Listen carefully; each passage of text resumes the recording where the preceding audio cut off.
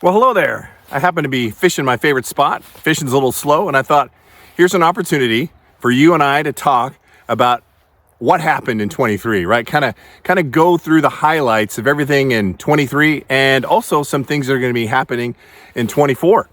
The year started out pretty slow. I tried my best to get into a steelhead. I realized that steelhead are my fly fishing kryptonite because I went over to the OP and I cast about 1 billion times and I never felt one tug.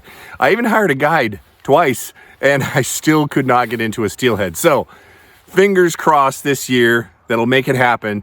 That is just the one thing that I just haven't been able to figure out. I know a lot of it has to do with confidence, right? And I just don't have the confidence right now to catch a steelhead on the fly rod. So I'm learning a little bit of spay as well as overhand for steelhead. So hopefully it'll happen this year. So typically when these kind of things happen, I lick my wounds by going to one of my favorite big salty lakes and fishing for these big cutthroat trout because I know it's pretty much a done deal as soon as I go there. So I got my mojo back and I caught some really nice cutthroat trout. And that was, I think, around February that I went there. I even caught one that was like 25 inches, just a beautiful trout. Kobe joined me on this trip, and it was just a ton of fun. Oh, the channel is now over 50,000 subscribers, and I want to thank each and every one of you for being a part of the channel. I really do appreciate it. And never in my wildest dreams would I ever have thought that the channel could have reached 50,000. I mean, it's just like, wow. So I really appreciate you for being a part of this channel. So thank you for that. So then after my big salty lake, I went over to Eastern Oregon and went fishing for redband. And I had a pretty good spring for redband trout. I caught a bunch of really nice redband trout, and even one of my personal bests that was well over 20 inches, just a big, beautiful redband. I just absolutely love getting out to Eastern Oregon and going after those native redbands. So that was a ton of fun. And shortly after that, I started a fundraiser for Project Healing Waters. It's an organization that's close to my family's heart. So I started this particular fundraiser, and it's actually the second one I've done. The first one I raised about $700. So this time I wanted to go all in, right? I wanted to really see how much I could raise for this organization. So Drift stepped up to the plate. Hellbender stepped up to the plate. Red's Fly Shop helped me out because the grand prize was a 2-angler, 2-boat float down the Yakima River, and we just had a blast. Danny and Steve, it was just great meeting you. Can't wait to fish with you again, but just an awesome trip. But we raised almost $4,000 for Project Healing Water. So it was pretty darn cool. Oh, I think and also Neil donated a fly rod as well, a 3-weight. So it was pretty cool that we were able to raise that much money for Project Healing Water. So thank you. If you donated, thank you so much. And we'll be looking at doing something else in 24 regarding fundraising. I just haven't figured out what that's going to be yet. Then came our annual pilgrimage over to Eastern Oregon for the brown trout fishery. And Kobe and I have got this fishery figured out. And we probably landed 100 brown trout, and I lost a few, probably close to personal bests. You know, it's one of those fish that you think back on, like, man, I wish I could have landed that. But we were just catching tons of 15, 16, 17, 18 inch browns, sight casting for them, swinging for them, nymphing, dry fly. It was just so much fun. Just love that trip. Love supporting the ranch out there as well. Love those guys, and just a great trip. And then I had a really rare opportunity to fish Warm Springs. So Warm Springs has been closed to angling for over 40 years for non-tribal angling. And I think they even had that closed to tribal angling. And Elkie and Alicia for Little Leaf Guide Services got exclusive rights to be able to guide on this particular stretch of Warm Springs. And I just happened to be one of the first ones to book a trip. Now, there was some on and off again type of situation was happening to where it was open, then it was closed, and then it opened for a short window, and I was able to get out there. And I was the second person to fish it, but the first person to have landed a fish in Warm Springs in over 40 years. And I have to tell you, that is pretty darn cool. For one, to have that opportunity, and then to be the first one that lands a fish in over 40 years. It just was a thrill. And Elkie and Alicia worked hard to get me on fish, and it was just a really cool experience. One of those once in a lifetime experiences, because how often do you get to go to a fishery that's never been fished before, right? Or fished in 40 years. I had the opportunity back in 95.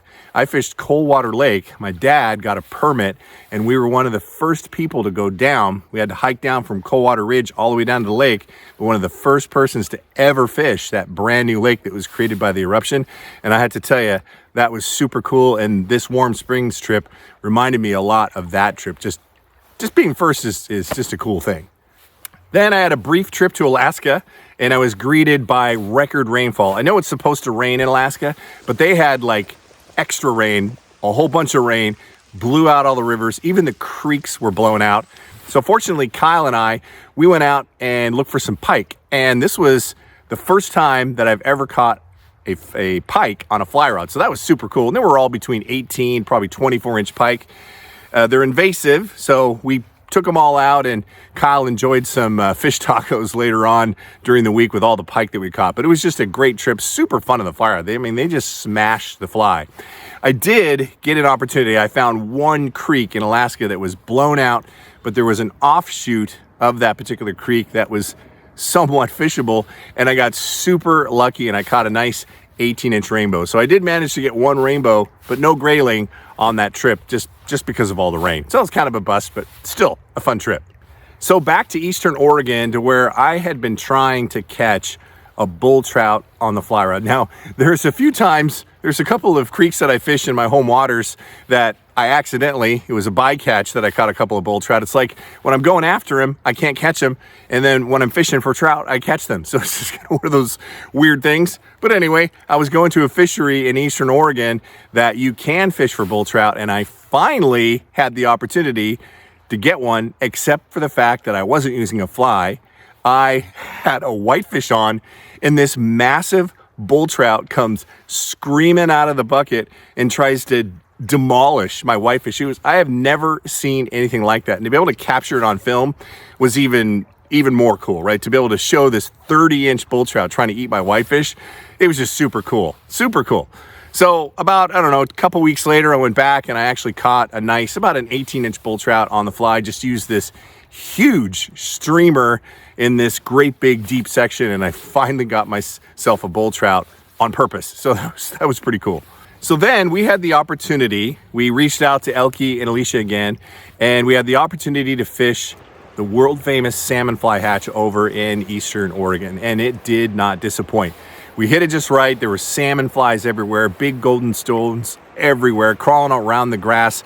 You can see these big redband trout coming up and eating them. What's really cool is that we hired Alicia and Elke from Little Leap Guide Services, and we're able to fish the side of the river that you can't access unless you have a tribal guide. So they took us down to several sections of the river, and I just had an absolute blast. Kobe was with me as well. He lost a couple of really big redband from line failures, but also landed one really nice one as well, and I think a few others. But I just got into some really quality fish. One that I swear to God was going to spool me. I had my little 3-weight underneath the tree. He came up and hammered it, and it just ran downstream under the tree. And Elke, because he's my height, 6'7", jumped in downstream, was able to net it for me, and I caught a really nice redband on a big salmon fly. And it's, for one thing, there's nothing better than catching these trout, right, on a dry fly. And then when you're using dry flies that are, 2.5 inches long or 3 inches long, they're huge. There's just a whole new level of fun when you see these fish come up and smash a fly that big. So I look forward to hiring Elke and Alicia again next year, this coming year, for the big salmon fly hatch. But that was a blast. I'd love to be able to take a couple of day trip down the river and do the whole camping thing. That'd be a blast. So finally got into the salmon fly hatch because every year I seem to miss that, and it's tough to time it with my work and everything else to be able to get over there and find the right weekend that's going to work and the bugs are out. So check the box, was able to finally get out there and catch some native redband on those big old giant salmon flies. So that was super cool. So I started a fly rod company. So there's that. At no point in my life, 5 years ago, 1 year ago, I wouldn't have looked back and think, I'm gonna open up my own fly rod company. So it just kind of came to fruition, right? I approached Neil, who owns Neil Fox Tackle Company, who's a great rod builder, been doing it for a lot of decades. And I thought, I have this vision of being able to build a high-end fly rod and try to make it more accessible to everybody, right? Because not everybody can afford $1,000 to a $1,500 fly rod. And if you look at a lot of the other custom fly rods that are out there, I mean, you're paying over $1,000 no matter what for something custom. So he and I put our heads together, and I had an idea of what I wanted to design, right? I wanted something that was durable. I wanted something that was medium fast action, which is a lot easier to cast. I wanted something that was completely custom. I wanted to customize my own brand of fly rod, and Neil and I brought it to, our vision came to life, and it was incredible. I took those rods with me to Alaska and torture tested them. Wanted to make sure that they lived up to the expectation of what I hoped these fly rods would do, and they did. So July 1st, we started up the FFD Rod Company, and it has been incredible. I mean, beyond any expectation that we could have ever expected. You know, I thought I would sell a few fly rods to some people and some of the people that follow me on YouTube, but at no point did I ever think that we would get to a point to where we're constantly in a position of trying to catch up, which is a good thing. And I really do appreciate everyone that's purchased an FFD rod. Thank you so much. And if you're considering it, you do have a little bit of time left. Before the price increase. And one of the things, right, is owning a company that you don't think about are all the challenges that come with owning a company, right? We've had supply chain issues. We've had suppliers that have jacked up the price. It's hard to get certain things. So it's been challenging and a lot of things that I didn't consider in the fly rod world, especially as a small independent, to be able to really sustain yourself. So because now all these components have gone up and a lot of the operating costs have gone up, we have to do a price increase come January 1st. It's not going to be huge. It's going to be significant, but not massive, about a couple $100s per rod. Still a great value. But if you're interested, check out my website. We still have some of these in stock, and we're going to continue selling these through December until we're out of stock. We are out of the 6 weights, but we do have 3, 4s, 5s, 7, and 8s still available. But pretty cool to have started up a fly rod company. I'm thrilled to see where it goes. And what's really cool is Kobe is being mentored by Neil. So Neil has been showing Kobe how to build these rods, and Kobe has a talent for doing it. And if anyone's ever tried to build a fly rod, right, there's a level of meticulousness that you have to have and attention to detail to really get it right. And Kobe's got that. He is being taught by Neil to build these rods, and who knows where that'll go for him. So that's pretty darn cool that he's now learning and working for us for the FFD Rod Company, doing some of the rod building. So pretty darn cool. So back to Oregon, to where I had the nymphing rod on, and I didn't know what it was at first. It was like this huge fish. First I thought it was the bottom, and then it just sort of stood there, and I could tell it was a fish because it was moving, but not very much, and kind of coming up and down in the water column, but I could not move him. Then all of a sudden he takes off, but he doesn't take off like a steelhead or like a big trout. I didn't know what it was. And then when I got it closer, it was this massive whitefish, the biggest whitefish I've ever caught in my life. And I knew when I was looking, I thought, my God, this has got to be like a state record. Now, granted, if there weren't so many boxes to check, right, to actually prove that you have the state record, once I let it go, I Googled it, and sure enough, the state record was like only 6 pounds, or even less than that. I can't remember now, but it's like below 6 pounds. I know for sure that this thing weighed well over that. So I caught the unofficial state record for Oregon for a whitefish. So that was kind of cool. So kind of thinking back to the beginning of the year on that Project Healing Waters fundraiser where we raised $4,000. The 2 guys that won it, Danny and Steve, we went out fishing, and Red's Fly Shop hooked us up with a couple of excellent guides, and we fished the Yakima River for the day. And I didn't do a ton of filming there because I wanted to be in the moment and just fish with the guys, but what a great time. I can't wait to do that again. So I've been speaking at some local fly clubs, so that's new, and it's pretty cool. I've got a presentation on Lahontan cutthroat just to kind of inspire people to get out there and try some of the fisheries that have Lahotans, especially down in Nevada with Pyramid Lake. So it's been kind of cool to be able to go in and talk to these guys that are passionate about fly fishing and do a presentation. It's something I've never done in my life, so it was pretty cool. I think I've done 4 of those now, or 4 or 5. Fly club presentations, and I'm looking forward to doing more of those in the future. Went to Pyramid Lake, speaking of which, and I tried to hit a window kind of late October where the weather's warmer, but there was like a cool down before the lake turned over, and I thought it was going to be cold enough to bring the fish in, but we went all the way down there with the trailer, and just to find out that the Lahotans were still sitting in about 60 feet of water. And it doesn't matter how heavy your sink tip is, you're not going to get down 60 feet. So fortunately, Kobe caught one. I think I had one on briefly and then lost it, but the trip was kind of a bust. So it was fun camping with the family, and it was certainly warm, but the fishing wasn't great. So of course, we had to go back. I've been invited. These guys are fish biologists down in Northern California, and for the past, I think, 4 years, I've been going with them in November. And they, of course, it's a standing invitation. I said, hey, I'm going back. They gave us the window. It was like mid-November. So Kobe and I drugged the trailer down. This time it was just he and I, not he and I and Amy, but just he and I drugged the trailer down. And so glad we did, because the ladder fishing was on. And I caught some of the biggest Lahontan cutthroat that I've ever caught. Caught my personal best about 3 different times.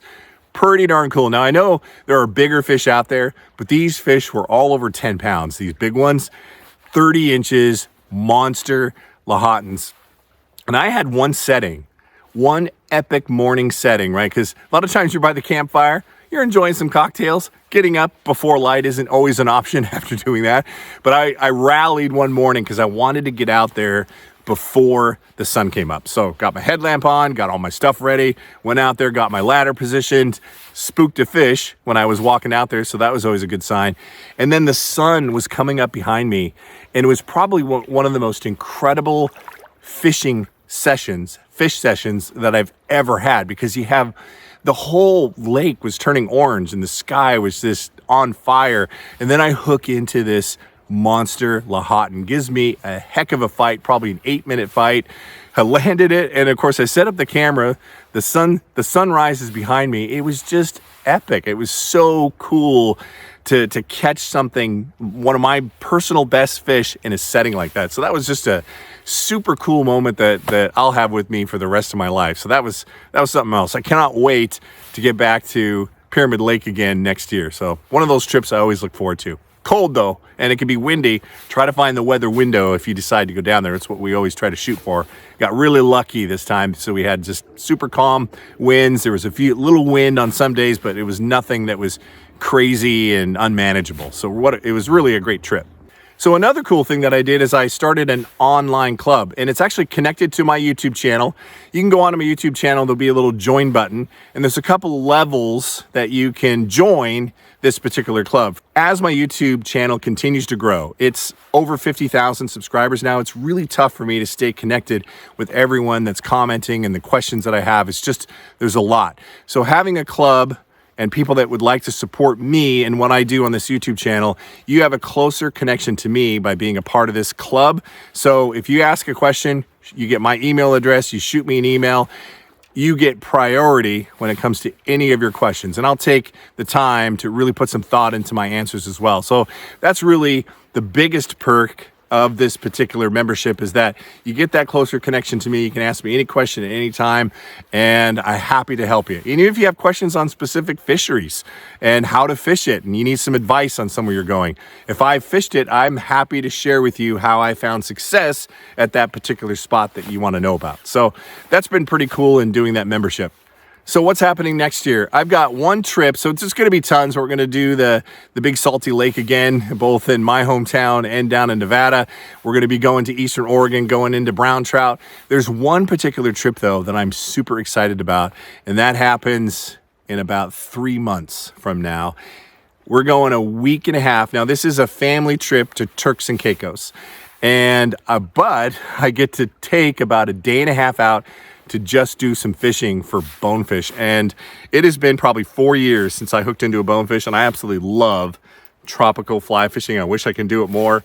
So I'm super excited that this trip that we're going happens to be in some of the best bone fishing on the planet down in the Caribbean. So super excited to be able to bring some of those adventures to you, and hopefully we'll get into some bonefish. I think I've got it figured out. Now, granted, it's been 4 years, but each time that I go bone fishing, I've figured out a fly and a technique that seems to work. And when you have confidence, as you know, if you have confidence, you're gonna have success. So I know I'm gonna have some success and be able to bring some pretty darn cool videos to you catching these ridiculous bonefish. I mean, literally, it's like hooking onto a back of a jet ski and the fish just tears off at 40 miles an hour. It's like nothing that, if you haven't experienced bone fishing, it's like nothing you've ever experienced. An 18-inch bonefish will out pull an 8-pound steelhead easily. It's crazy.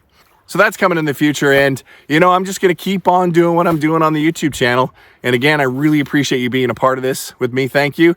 And yeah, who knows where this is gonna go, but I'm gonna keep teaching you everything I know about fly fishing. You'll continue to come with me on these trips and hopefully catch some big fish with me, and hopefully inspire you to get out there and do a little fly fishing yourself. All right, thanks so much again for a great 2023. I look forward to having a great year next year, and again, appreciate your support. All right, everybody, until the next time, fish on.